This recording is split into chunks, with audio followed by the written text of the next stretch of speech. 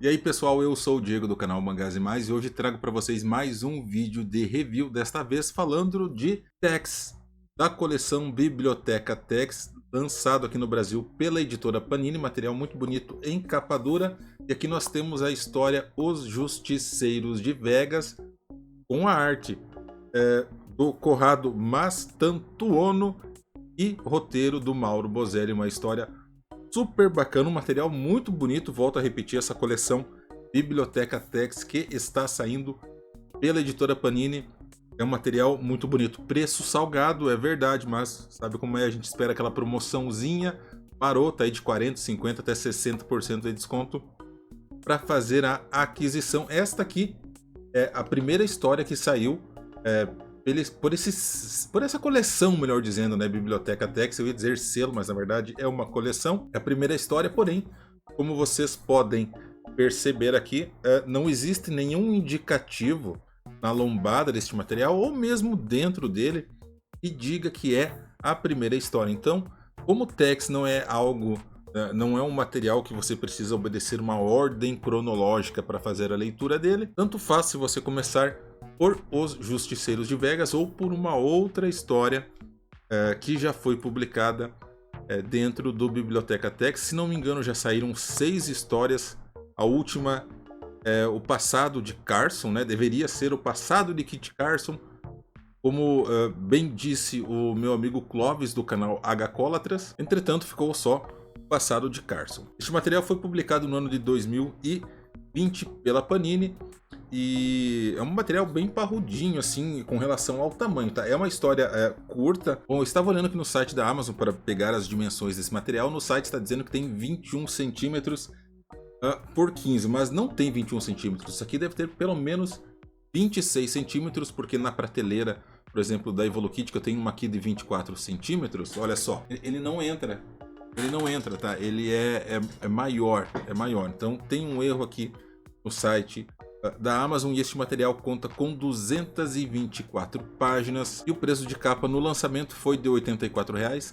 Não é um material tão fácil assim de ser encontrado. Eu adquiri o meu exemplar no site da Mundos Infinitos, né, na loja virtual, e me parece que ainda constam algumas unidades por lá. Então, se você ainda não tem e quer adquirir para a sua coleção, corra enquanto é tempo. E antes de eu falar a minha opinião para vocês sobre a história, a arte e os personagens, eu gostaria de lembrá-los que é muito importante para o canal você deixar o seu apoio, seja com um like ou dislike. Também, se quiser comentar, debater sobre esta obra, a história ou a minha opinião, fique à vontade nos comentários. Compartilhe também este vídeo com os seus amigos. Se quiser ajudar o canal, você pode fazer parte do nosso clube de membros, custa R$ 1,99 por mês. Você tem vantagens que estão descritas no próprio clube de membros, né, antes de você fechar a assinatura. Ou, se você preferir, pode comprar seus materiais, seus quadrinhos na Amazon. Tem o link disto e de muito mais na descrição deste vídeo.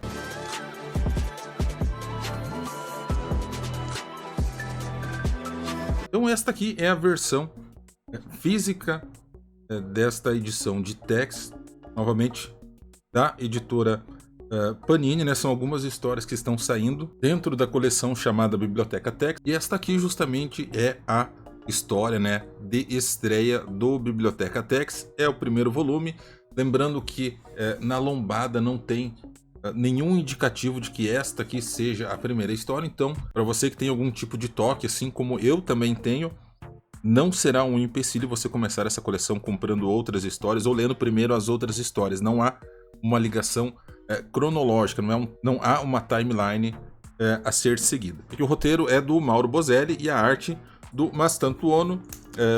Confesso que eu não conhecia esse artista, né, o Corrado Mastantuono.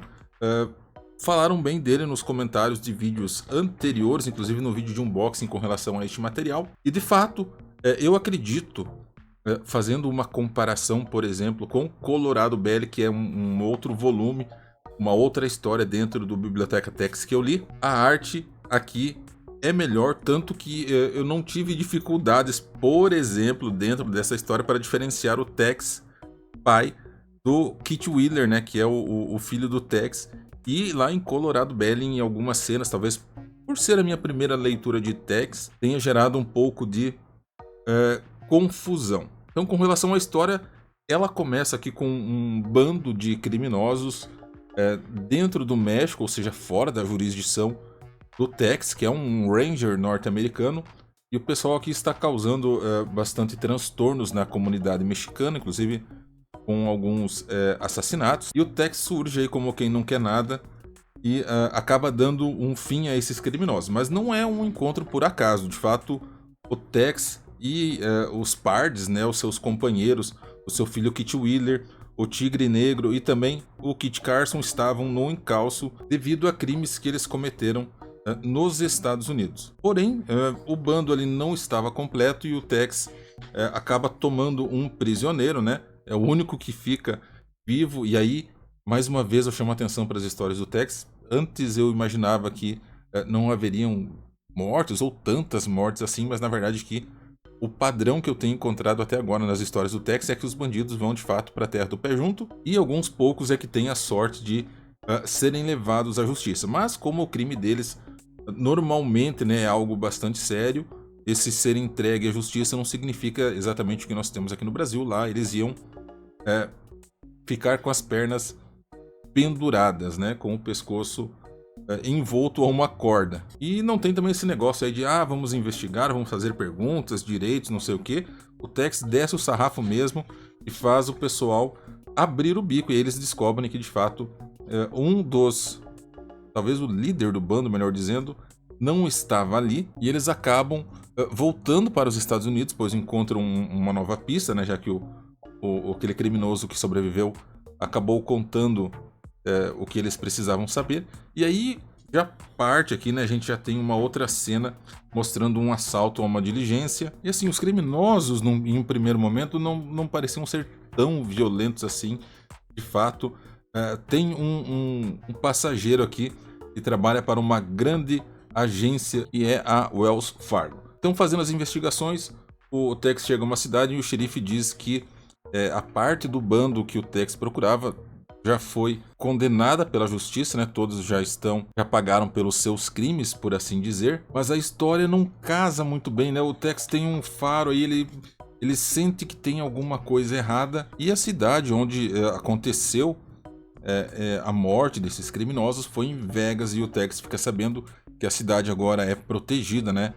Melhor dizendo, controlada por duas pessoas que ele já conheceu. É o Mater, que faz o papel de xerife, e o Brown, que é justamente o prefeito dessa cidade. E a fama que eles têm é que a cidade aqui é livre de armas, apenas o xerife e os seus ajudantes podem andar armados, ou seja, eles são a lei, o Estado, e apenas eles têm o direito de usar da força, né, para, abre aspas, proteger os moradores de Vegas. E a fama deles também, além disso, é que se alguém é preso roubando, vai para forca mesmo, mas normalmente eles não têm a chance de chegar até essa etapa. Normalmente o xerife e os seus ajudantes ali resolvem as coisas com as próprias mãos, e é por isso que a história é chamada de Justiceiros de Vegas. Bom, o Tex resolve ir para lá, para Vegas, para de fato investigar se as informações que ele recebeu anteriormente sobre a morte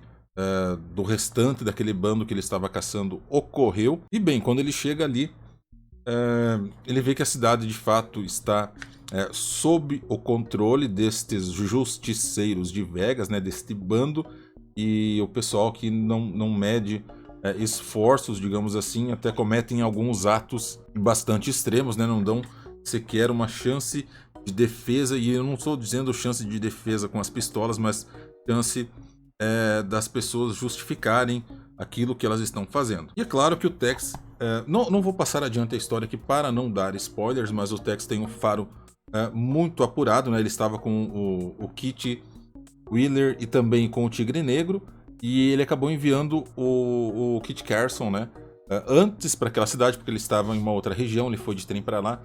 Carson acabou, portanto, chegando antes do Tex e preparou, de certa forma, começou as investigações antes do nosso próprio Ranger chegar por lá, e também sentiu, né, um cheirinho de que as coisas não estavam de acordo com aquilo que elas deveriam ser. Bom, vamos lá, vamos falar da história em si. A história é boa, ela é envolvente, você tem vários elementos aqui que geram, de certa forma, eu não diria tensão, mas te prendem, porque você fica interessado em saber, né, como que toda a trama será desvendada, e a trama não é jogada na sua cara, né, de forma abrupta. Tem toda uma construção, uma investigação para descobrir aquilo. Então nós vamos descobrindo todos os planos, né, dos vilões, conforme o Tex e os seus pares descobrem. Porém, tem um ponto negativo que eu preciso destacar aqui. Cara, Tex tem décadas de materiais publicados. Isso significa que eles são materiais bons. Se fosse algo ruim, com certeza já teria sido cancelado há muito tempo. O problema é que a história não te gera aquela... tensão, aquele receio de que algo pode acontecer com os protagonistas, com o Tex e com os seus acompanhantes. Claro, existem pessoas que morrem e que não são criminosos. Mas esse quarteto em si, você sabe que não acontecerá nada com eles. Isso acaba tirando um pouco de uma tensão, né, que você encontra, por exemplo, né, no Ken Parker. Tudo bem que em Ken Parker você sabe que o Ken Parker não será morto, afinal ele é o protagonista, né? Tem várias edições que você acompanha, e eu estou apenas no volume 5, esperando o volume 6, mas eu sei que até o final, né, o volume 52, obviamente o protagonista estará vivo. Mas as pessoas que fazem parte do círculo do Ken Parker, estes correm sérios riscos. Então muitas vezes você acaba se apegando a um personagem em Ken Parker, e você sente aquela tensão, né, aquele receio, aquele medo de que alguma coisa possa acontecer com ele. Isso não é algo que nós encontramos em Tex. Mas isso não faz, repito, que a obra seja ruim. A obra é boa, eu gosto de ler Tex. Fazendo um comparativo com a outra obra de Biblioteca Tex que eu li, que é Colorado BL, eu não gostei tanto assim da história Os Justiceiros de Vegas, mas reafirmo também que não é uma história ruim que tem aqui. Qual que é o diferencial deste material? Justamente a arte do Maston Tuono, que no meu entendimento ela é muito boa e é melhor do que aquilo que eu encontrei em Colorado BL. E não é só uma questão de gosto pessoal, tá? Eu entendo que a arte aqui, os traços são muito mais detalhados, muito mais bonitos também, né? Em relação à fisionomia, são traços mais acertados. Os personagens são os mesmos, então eles se equivalem. Mas se for para pesar uma obra ou a outra, um pouquinho de vantagem eu prefiro ainda Colorado BL. E o vídeo de review de hoje vai ficando por aqui. Se você gosta do nosso conteúdo, não se esqueça de deixar o like, compartilhe o vídeo com seus amigos e comente o que você achou da minha opinião. Se quiser fazer mais além do que isso, nós temos nosso clube de membros aqui do canal. Com R$ 1,99 por mês você faz parte desse seleto grupo e ajuda na produção de conteúdo. Se você me acompanhou até aqui, meu muito obrigado. Eu sou o Diego do canal Mangás e Mais. Até mais. E o meu muito obrigado a todos os membros apoiadores deste canal.